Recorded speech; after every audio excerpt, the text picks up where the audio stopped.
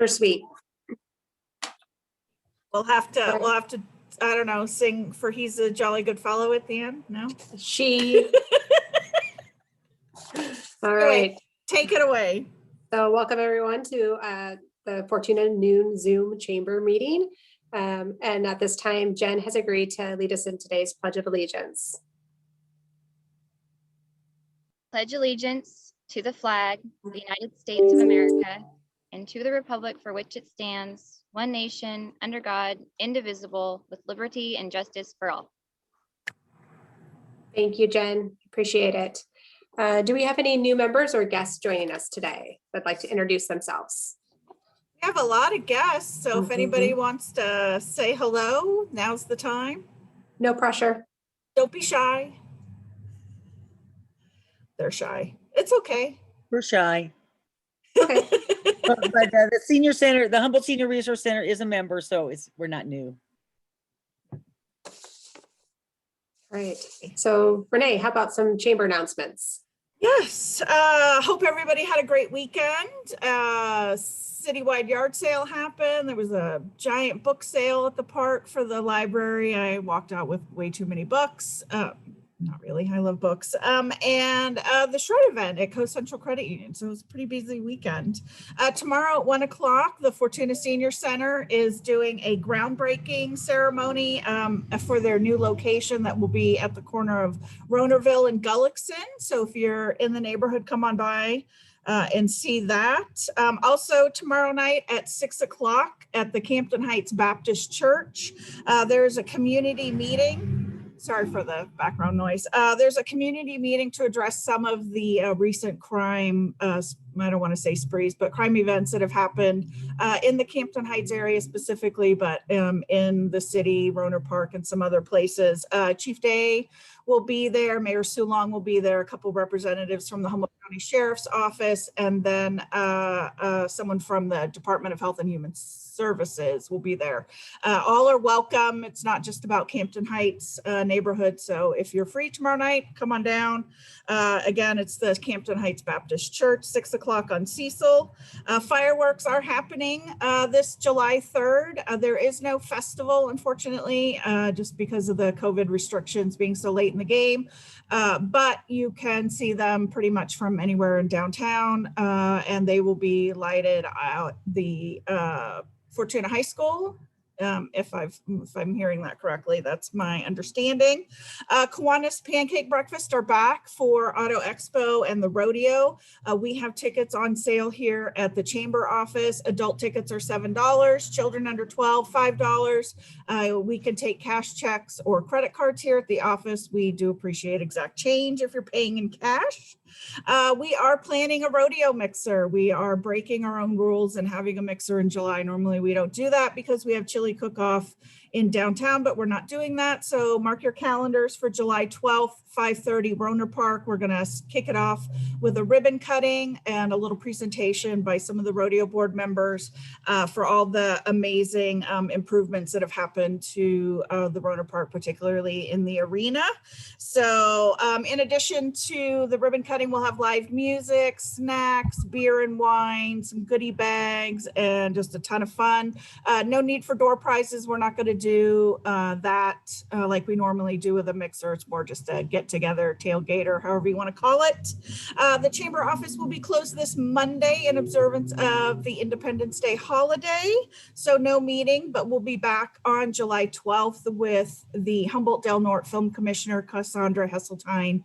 She'll give us an update on what's happening in the motion picture industry. And that, and then Becky Giacomini couldn't make it today, so she just wanted me to put a shout out that they are looking for 100 volunteers to carry flags from 8th and Main all the way down to Hummel for the rodeo parade on July 17th. So if you are interested or know somebody that can handle a flag carrying at that distance, get in touch with myself and I'll get you Becky's contact information. And that's all I had. So thank you. I'll turn it back to Kelly. I do want to bug Merritt. Can I bug you, Merritt? I've had some questions, and I know I've asked you this before, but I thought I'd put you on the spot. Can you explain what those Tesla batteries are at the Kenmar exit? Yeah, so there's 3 locations in the city. You can see probably the most visible ones are at the Kenmar station. They're white, and what those are basically what you would think. They're a large battery. So the city received a self-generation incentive program grant to do 3 of our highest power consuming sites. So what we do with what we're going to be doing with those is we're going to buy power when it's off peak, and we're going to discharge them when they're on peak and manage those batteries to save the city energy. And so they were 100% grant funded by the state. They'll be installed and operated by Tesla. So we have a 10-year contract with Tesla.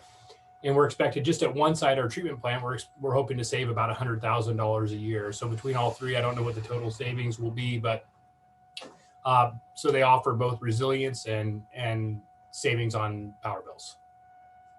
Thank you. Thank you, Merritt. Yeah. Do we have any other announcements from any other members today? So quiet. I'll You guys are- announce something, I guess. Holy. Okay, well, there's only a few days left to vote for Becky Giacomini for your local do-gooder for the Best of a Humboldt competition. So for all you chamber members, you better get up there and vote for Becky because she needs help. And just a little bit about hops. We are filling up vendors and food. We're pretty much packed. Tickets are 25% sold out already. We are only selling 1,000, so tell people. And I think that's about it. So rodeo, the program is going to press on Wednesday. So I'm being told that you can't fit anything else in, but I know people. So if you need or want one to get one in, just let me know. And then that is going to be on July 8th.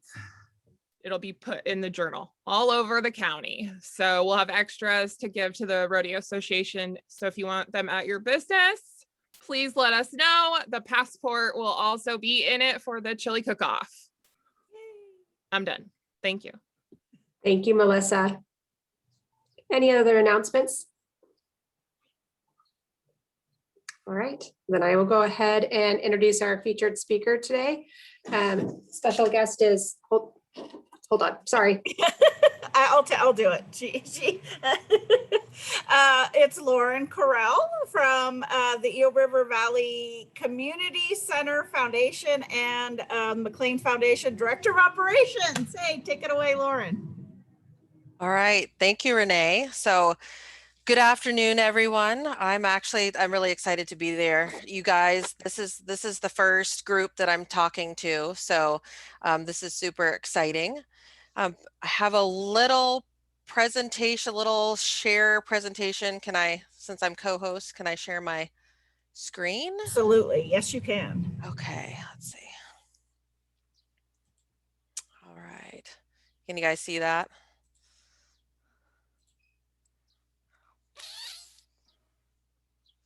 Perfect. Okay. All right. So I wanted to give, first I want to give a little background to the ERV Community Center Foundation, because this is really new and exciting. As most of you know, I also work for the Mclean Foundation. So it's kind of been a joint thing going on for a little bit. And this is kind of our maiden voyage to kind of provide a separation between the two foundations. So as probably a lot of you know, or most of you know, the Mclean Foundation has been around for over 20 years and has given grants to the Humboldt County, specifically, wanting to focus on the Eel River Valley areas. So specifically to the ERV Community Center Foundation, the Mclean Foundation funded and built the community center that's behind Newburgh Park.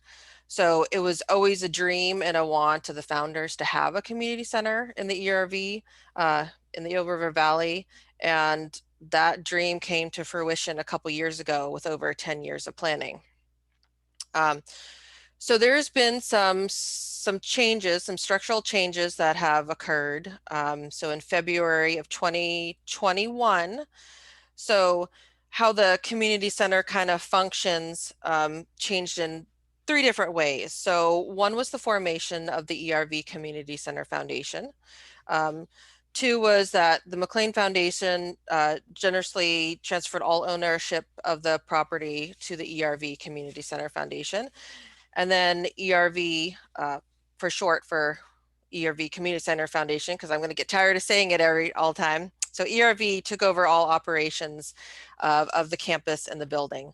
So this really allowed for Mclean to go back to what they were doing, to give grants out to the community, and then to have ERV run everything of the building and the campus.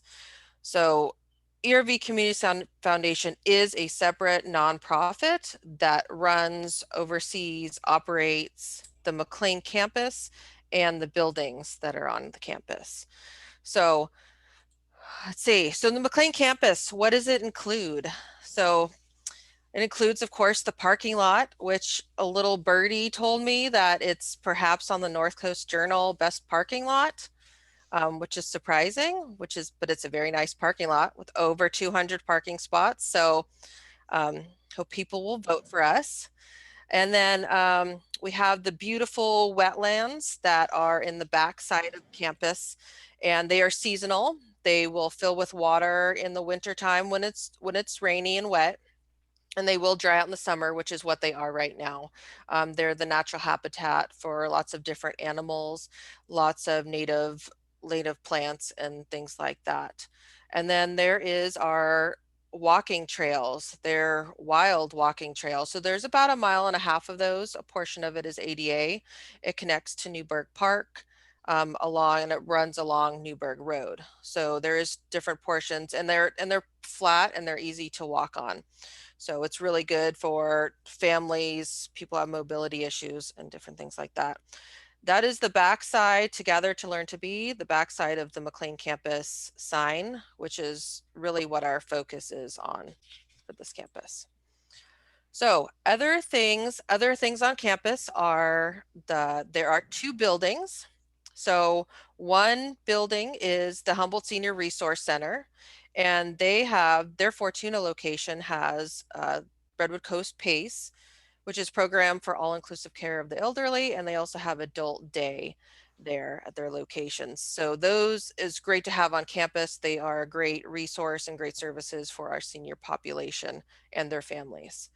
The Gene Lucas Community Center, dubbed the GLC, I will get more to that, a little bit more in depth in just a moment.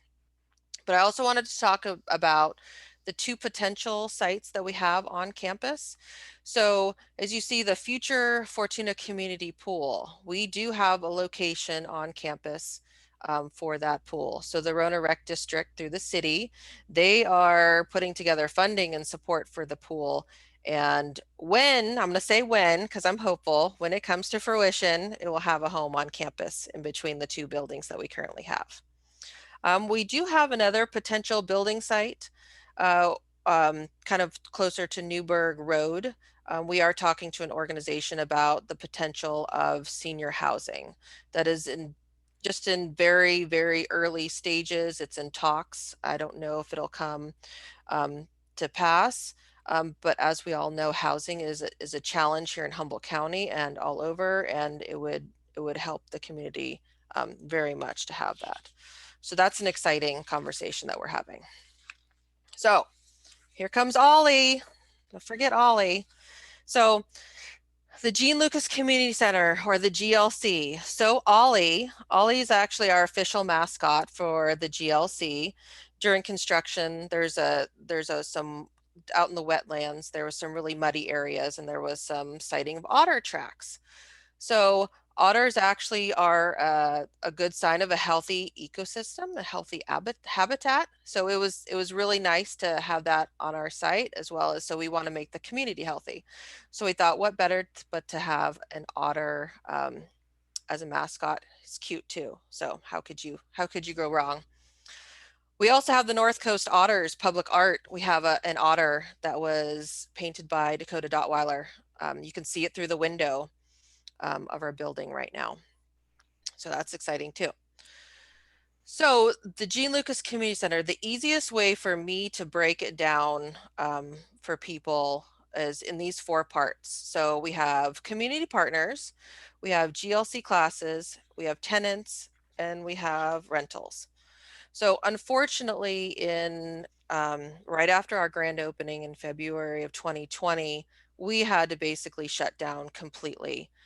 Since we provide space for people to gather, which is like #1 no for the pandemic, we really had to just stop everything.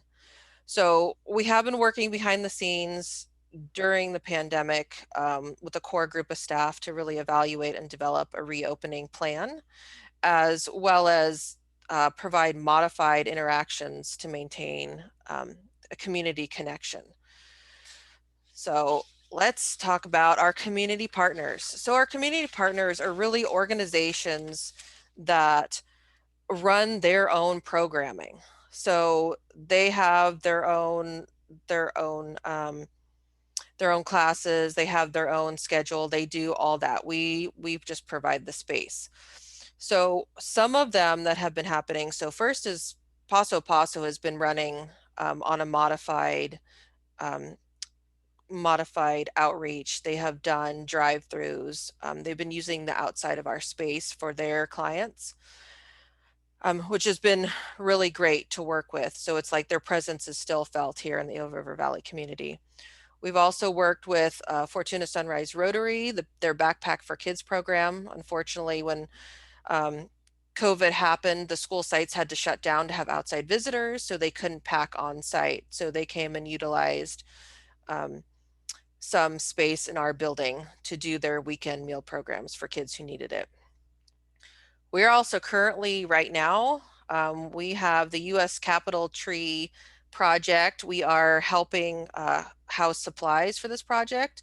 And we're also working with our community partners and other people to get them to make ornaments and get them to make tree skirts. Renee and I have been working together on that.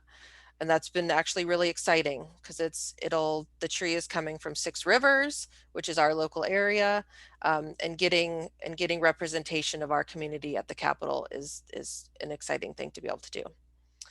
So we also have partners that are currently all virtual still, English Express, and then College of the Redwoods adult education and community education. Once we're able to open up and get them back onto campus, we will certainly do so. So we're excited for that.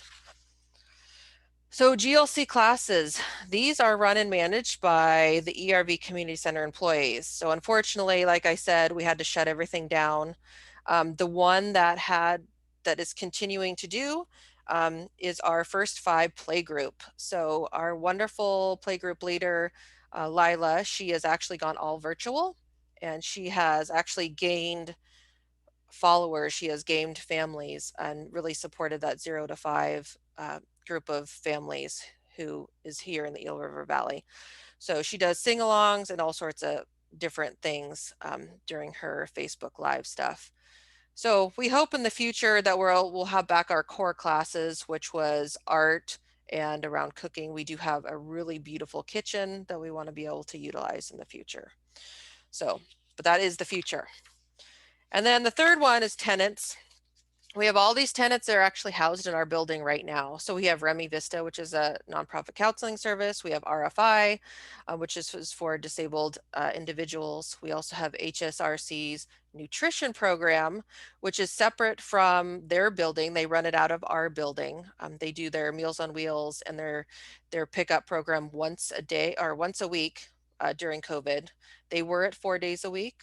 We hope that they will certainly expand in the future. We also have, of course, the Mclean Foundation is housed there. And then the Fortuna seniors, they are housed in one of the wings. Obviously, they will be there for a little while longer while their building gets built, but they'll eventually be in their new building, and who knows what will be in that side. And then the fourth, the last but not least, which is the one I think probably people ask me about the most is rentals. When are you having them? When can we come in? We are not currently open to the public for obvious reasons, but I'm working on developing protocols and hiring staff that'll allow us to do this in the future. So we're definitely proceeding with caution as the restrictions for COVID have just lifted up, and unsure really what the next couple of months will bring. So especially with this new variant that they've been talking about. We do have that amazing parking lot that we are working with community partners in utilizing, also the trails and outside. It's summertime. People are happy to be outside. It's nice weather. So let's see. So I really want to, that's the end of the presentation, quick and fast, but I really wanted to let people know that we are still there. We are still working. We are this new organization that oversees the Gene Lucas Community Center, the buildings, the campus. And if you work for any nonprofit or an organization, if you volunteer, if you know of anybody who might want to use space now or in the future, I am always evaluating community need. I'm always looking to see if we could partner with somebody to utilize space. I think that it's really important that we stay visible with the community. And I hope that gives people a kind of a better understanding of the changes that have occurred and what the plans are for the future. So really anything that has to do with the campus, with the buildings or anything like that, that is ERV Community Center Foundation now. And yeah, I'd be happy to talk to anybody about it. So I'm gonna stop my sharing, and then I'm gonna ask people if they have any questions or need any clarification on anything.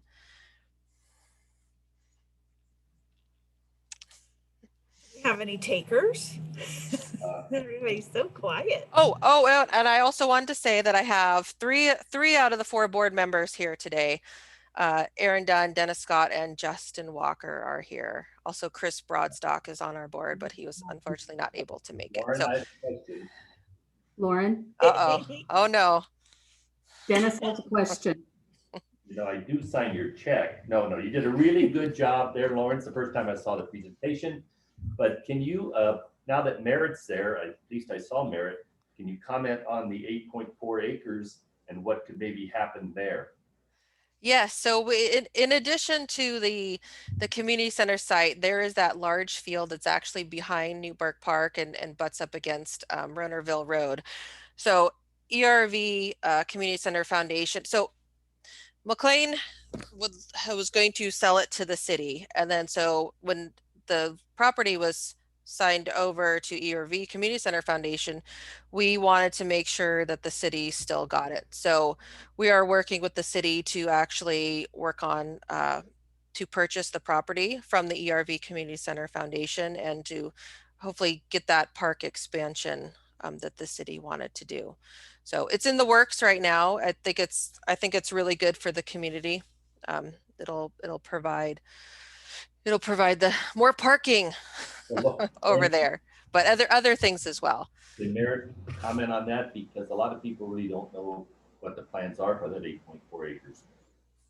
Yeah, thanks for the opportunity to bring that up, Dennis. So the city's really excited about the purchase of that property. It's really been looked at and tried. The city has tried for a purchase of that property for a long time, even since before Mclean bought the entire properties from the Morris. So we're excited to look at the portion. It runs essentially, the back fence line along Mclean would essentially be what the property line is if you project that all the way out to Strong's Creek. And so it's about, I don't know, 7.7, or Lauren might have said 8.7 acres, somewhere in that range. And the city did a grant application and came up with a master plan for what could be there. But some of the things that we'd really love to be able to add are some regulation soccer fields, so we could have soccer tournaments featuring out-of-town teams.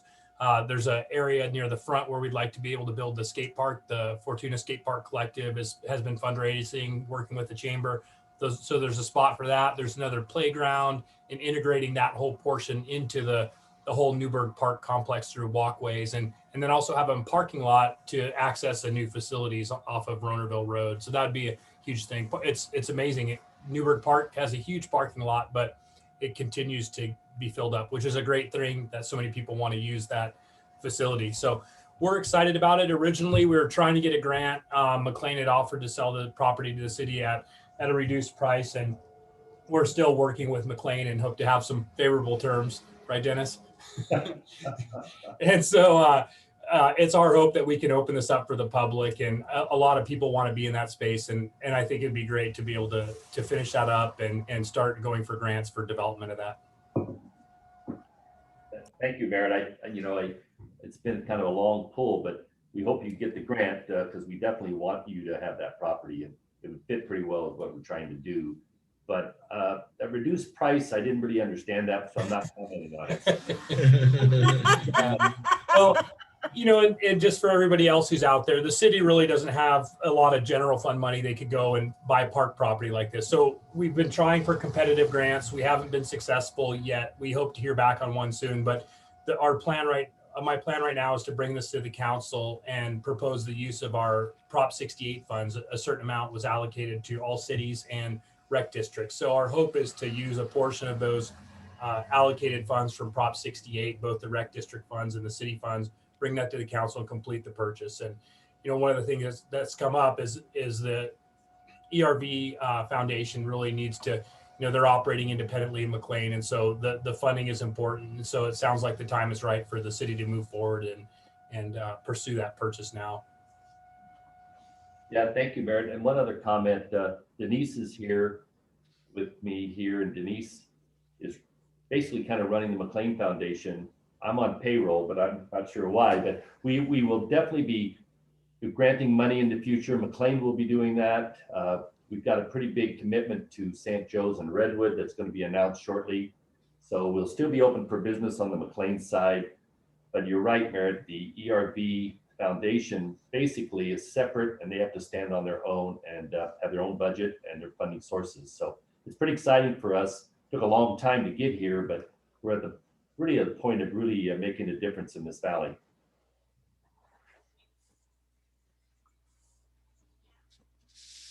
Did any other board members want to speak? Aaron's right there.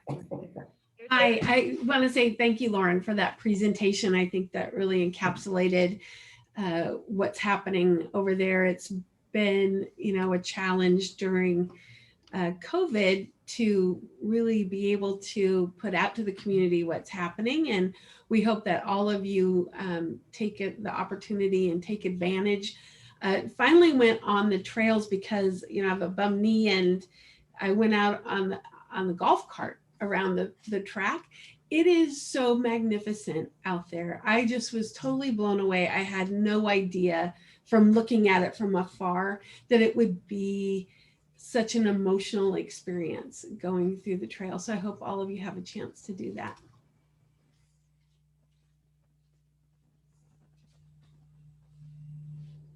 Mike Losi, did you have anything you want to say? I see you're unmuted. Thank you, Renee. It was a great presentation, very good. And we appreciate your time on chamber here. Currently, Lauren, you mentioned that rentals are not open to the public, but when they do open, like the offices and workout rooms and the kitchen, are those going to be open to only nonprofits? Or for instance, if somebody has, say, a jam making business, can they go in and use that kitchen to make their jam for sales, for instance? Or is it all going to be reserved for nonprofit? So the center, that is definitely one of the things that we have been looking at as kind of like an economic driver, where you have a lot of people who have these home-based businesses and they need a commercial kitchen to be able to do what they need to do, as opposed to doing this out of their home. It's definitely something that we have been discussing. I don't have a complete answer for that. I know that we're not limiting it to nonprofits. In the future, it will be a space that people can come and rent it, say if they're having a wedding or something like that. The time frame for that is unknown though. So as well as the people utilizing the kitchen. It is a fabulous kitchen. I mean, it's built for doing just what you say, to utilize it for some home-based business stuff. But that is definitely something that we are exploring right now. I don't have the full answer for that, but that's definitely something that's on our plate.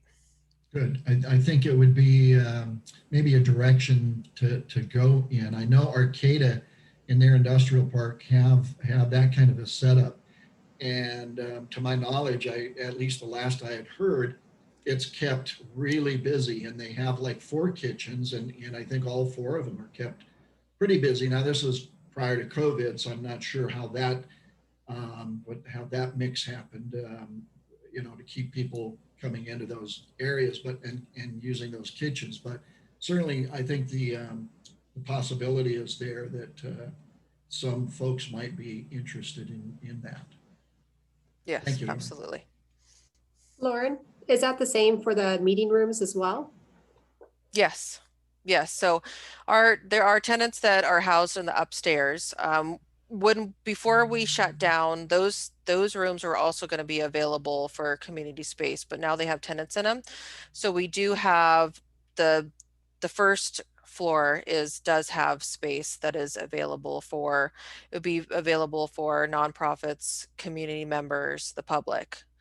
So when we do open up, it'll be the process to schedule and stuff like that is going to be a challenge probably in and of itself, which is why additional staff is needed prior to doing anything of that sort. So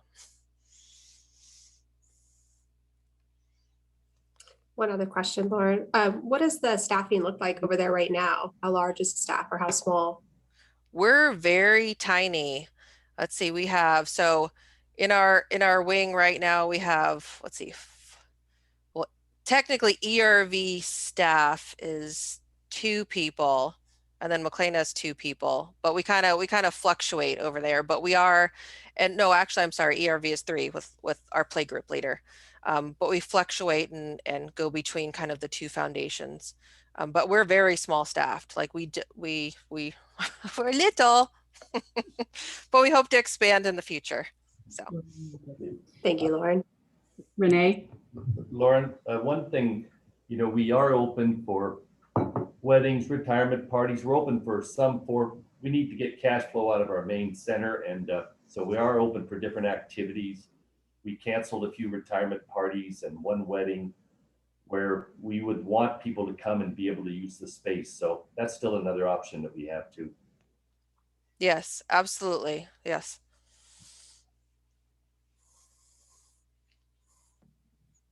Any other questions for Lauren?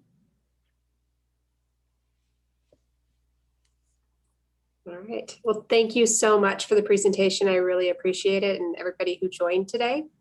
And so if that is it, I will bid everyone a great rest of your Monday. And sorry for the little hiccup when I was introduced to you, Lauren. That's all right.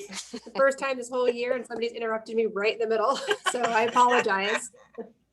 But everybody have a great rest of your day and have a great week.